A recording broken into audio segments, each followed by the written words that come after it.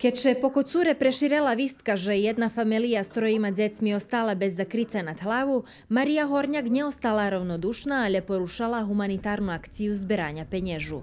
Roboti na rozčistovanju pohoreniska počali u juniju prešloho roku, ta za njepolni rok s pomocu Valalčanoh i drugih sponzoroh familija Čizmar dostanie svoje nove obisce. My rachujemy do dajaki 2 meszaci, że zakończymy wszystkie roboty. Znaczy, że uwedzemy struju do obisca, że porobimy patosi, powali, że ju porobimy dookola, że porobimy kupalniu.